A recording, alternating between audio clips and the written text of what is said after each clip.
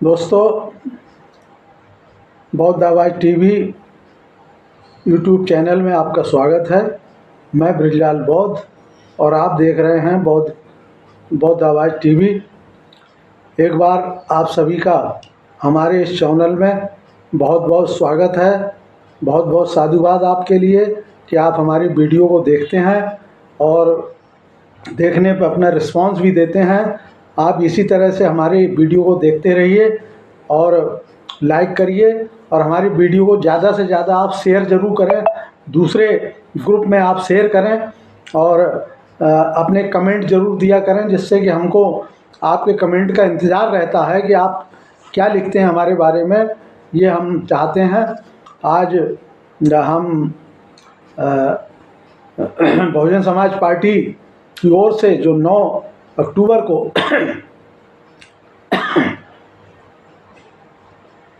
बहन मायावती के द्वारा मानवर श्री कांशीराम साहब के परिनिर्वाण दिवस पर एक बहुत बड़ी विशाल रैली का आयोजन किया गया है, उसके संदर्भ में आज मीरगंज विधानसभा में हम लोग गए और वहाँ पर बारात घर में बहुत बड़ी विशाल सभा के लिए का जिला अध्यक्ष जयपाल सिंह और जगदीश प्रसाद बाबूजी, शिव कुमार शर्मा जी और बहुत से लोगों ने इस मीटिंग को संबोधित किया। लोगों से रेल से बस से और अपने छोटे वाहनों से जाने की अपील की और बड़ी संख्या में लोगों ने सहयोग करने का आश्वासन भी दिया और लोग वहाँ जाएंगे भी। तो उसी के संदर्भ में हम कई जगह लोगों से मिलने भी गए और आज हमने जो वीडियो उसके संबंध में बनाई है वो आपके लिए हम दिखाएंगे और आप हमारी वीडियो को देखकर हमें कमेंट ज़रूर करें और आप इसको हमारे चैनल को ज़रूर सब्सक्राइब कर दीजिए। हम आपसे पैसा नहीं मांग रहे हैं, हम आपसे कुछ चीज़ें नहीं मांग रहे हैं, कम से कम इतना ज़रूर जो आपके हाथ में है वो आप कर सकते हैं। इसी के साथ मैं आपको ये वीडियो दिखाने जा रहा हूँ। नमो बुद्धाय, जय भीम, जय भारत, जय संविधान। आप आगे वीडियो देखें।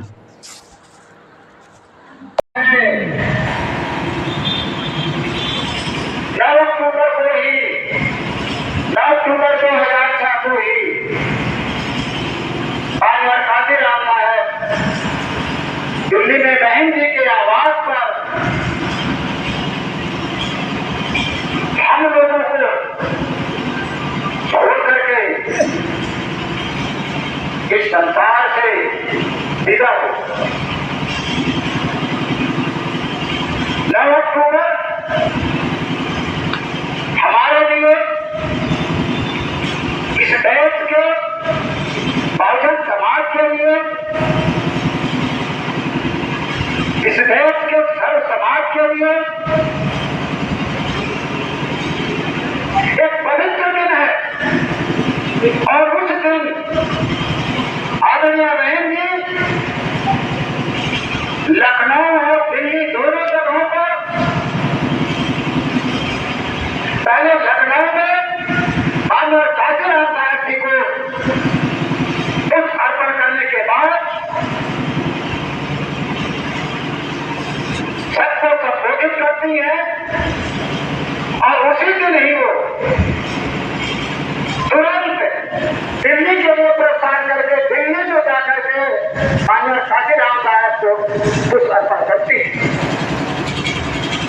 हम लोगों को भी 9 अक्टूबर के कार्यक्रम को मनाने के लिए, 9 अक्टूबर के कार्यक्रम को सफल करने के लिए लखनऊ में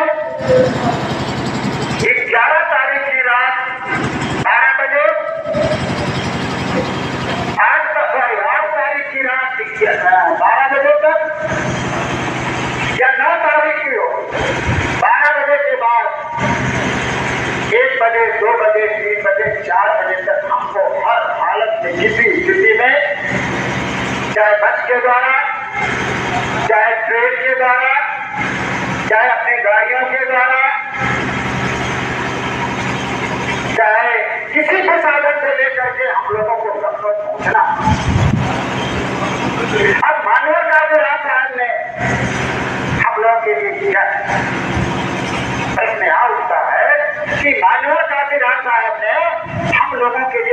सा ऐसा काम किया जिसके कारण हम महात्मा काशीराम साहब को पूरे भारत के लोग अपने हैसियत के साथ उस दिन को अपने अपने जिले में अपने अपने प्रदेश में मनाते हैं।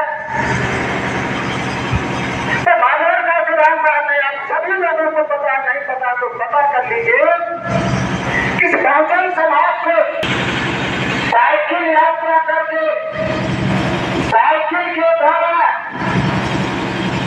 बाग बगीचों में सबको संबोधित करते हुए खेतों में खलिहानों से होते हुए सब सड़कें नहीं टूटनी, मेलों से होते हुए कश्मीर से लेकर के कन्याकुमारी तक, कच्छ की घाटी से लेकर के आसाम तक 44,000 किलोमीटर की यात्रा करके दिल्ली में एक साथ रैली को संबोधित करते हुए कहा था, इस देश के बहुजन समाज के लोगों, आपको अपना हक, अपना हुकूक, अपने अधिकार आपको स्वयं प्राप्त करना पड़ेगा। कोई आपको बुला के नहीं देगा।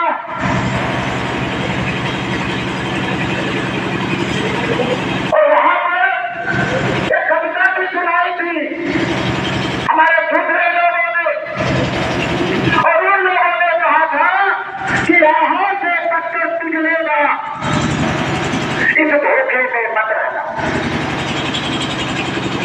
यहाँ से पत्थर पिघलेगा। कई प्रकार के लोग होते हैं, कुछ मानवतावादी होते हैं, कुछ मानवता विरोधी होते हैं। हम उस श्रेणी के ब्राह्मण हैं, सनातन ब्राह्मण हो, प्योर ब्राह्मण हो, जनरल कैटेगरी का हो, और सबसे बड़ी बात यह है कि मैं आचार्य चाणक्य की पीढ़ी वाला ब्राह्मण हूँ। मैं किसी शोषण या मनुवादी व्यवस्था में विश्वास नहीं रखता हूँ। मैं मानवता भाईचारे में विश्वास रखता हूँ। उसका कारण यह है कि मैं ब्राह्मण होने के बाद, डॉक्टर होने के बाद और रिसर्चर होने के बाद, मेरी नौकरी है, लेखक भी हूँ मैं का कारण है मैं मानवतावादी और समानतावादी जो मेरा अपना व्यक्तिगत परिचय रहा। लेकिन हम यहाँ पर जो इकट्ठे हुए हैं वो क्यों उठे हुए हैं, हम इसीलिए उठे हुए हैं, यहाँ पर इकट्ठे हुए हैं कि हमें समाज को, जो लोग भटके हुए हैं, जो हमारे समाज को गलत दिशा दे रहे हैं, जो समाज में एक दूसरे के बीच की खाई बढ़ा रहे हैं, वैमनस्यता बढ़ा रहे हैं, विद्रोह बढ़ा रहे हैं, हमें उसको खत्म करना है। और भारत में एक ही पार्टी है, अभी किसी भाई ने कहा था कि हम राष्ट्रीय पार्टी है, हम तीसरे नंबर की पार्टी है यहाँ भारत में, और वोट परसेंटेज के हिसाब से हम जिन्हीं कारणों से पीछे पिछड़ गए हैं। अदरवाइज अगर हम पीछे 2012 और 7 में चले जाए तो हमारा करीब हम 20 और 30% पर भी पहुंच चुके हैं। तो हमें निराश होने की जरूरत नहीं है भाइयों। मैं जो कि सिर्फ एक पार्टी का ही कार्यकर्ता रहा हूँ, इसलिए मैं आपको बताता हूँ कि देखिए, आप परिवर्तन देख लीजिए। पहले हमारे जो स्वतंत्रता प्राप्ति हुई, पंडित जवाहरलाल नेहरू बने, आज ओबीसी समाज के माननीय मोदी जी बन चुके हैं। लेकिन कहीं ना कहीं मोदी जी की जगह बहन जी को होना चाहिए था। ये हमारी और आपकी कमी नहीं है। जिस तरीके से बहुजन समाज पार्टी का परचम, जिस तरीके से परसेंटेज बढ़ रहा था, कहीं ना कहीं हम जो है 2012 के बाद से बिछड़ गए हैं। हमें उसको अगर नहीं पूरा प्राप्त किया तो आप समझ लीजिए, आप बुरा मत मानिएगा, हम लोग उसी व्यवस्था में जा रहे हैं जो व्यवस्था कहीं पहले थी। हमारी जो ऊंच नीच की जो व्यवस्था थी, आज भी वही व्यवस्था है। बहुजन समाज पार्टी ही वही कार्य करता है। हमारी आदरणीय बहन जी ही बहुजन समाज। अभी एक पदाधिकारी हमसे कह रहे थे कि हम 200 और 2000 रुपए दे देंगे। हमने कहा हमें नहीं चाहिए पैसे। आप 2000 रुपए से अगर सक्षम हैं तो अपने पास के पड़ोस के जो बहुजन समाज पार्टी के हैं, जो बहन जी के मानने वाले लोग हैं, जो गरीब हैं, जो बहन जी को नहीं देख पा रहे हैं, टीवी भी को नहीं सुन पा रहे हैं, अखबारों में भी नहीं पढ़ पा रहे हैं, तो आप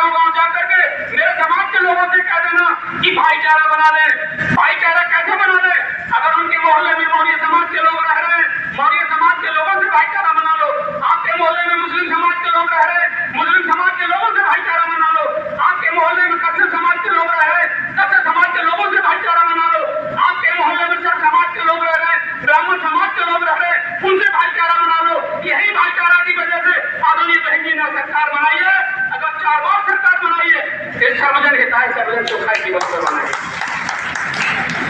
आदरणीय बहन जी ने और भी कहा है कि मेरे कार्यकर्ताओं का हौसला कम नहीं है, मेरे कार्यकर्ता अपने तन मन अपने स्वयं के पैसे के खर्च करके लखनऊ जरूर पहुंचेंगे, मुझे पूरा भरोसा है, ये आदरणीय बहन जी ने बोला। और आप भी लोग कहते हैं कि बहन जी रैली नहीं कर रही है, बहन जी कहीं दिखाई नहीं दे रही है।